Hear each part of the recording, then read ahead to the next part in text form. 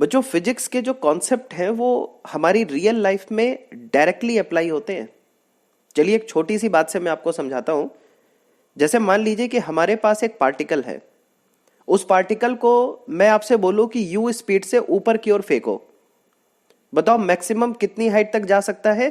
तो आप कहेंगे सर मैक्सिमम हाइट यहां पर मिलेगी यू स्क्वायर बाय 2g।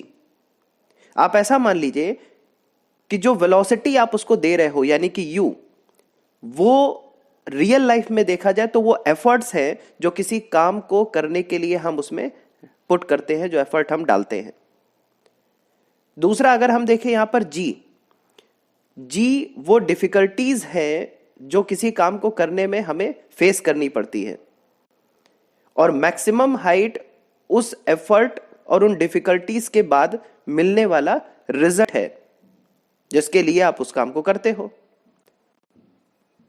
अब बच्चों यहां पर मैं दो सिचुएशन ले रहा हूं और आप देखना ये चीजें आपने भी कभी ना कभी फील की होंगी। पहली सिचुएशन, मान लीजिए कि डिफिकल्टीज डबल हो गई, मतलब जितनी प्रॉब्लम्स पहले आ रही थी उससे ज्यादा डिफिकल्टीज अब आपको फेस करनी पड़ रही है अपनी तैयारी में, लेकिन एफर्ट आप उतना ही कर रहे हो जितना पहले कर रहे थे।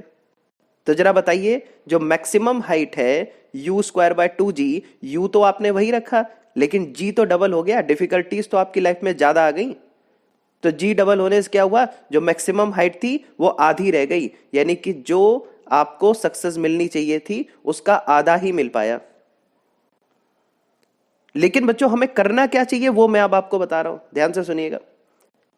एक और सिचुएशन जरा सोचिए कि डिफिकल्टीज भले ही डबल हो गई, अगर मैं अपने एफर्ट को भी डबल कर दूं, डिफिकल्टीज डबल हुई, एफर्ट को भी डबल कर दूं, तो जरा सोच के देखो, maximum height proportional to u square है ना, और इनवर्सली प्रोपोर्शनल है जी के।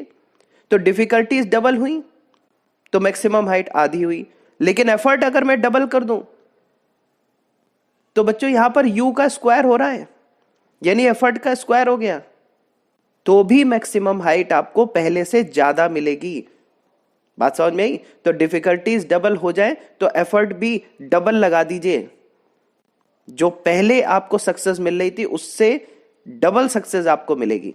ठीक है, तो देखा ना फिजिक्स के कॉन्सेप्ट डायरेक्टली रियल लाइफ में कैसे अप्लाई होते हैं। Thank you.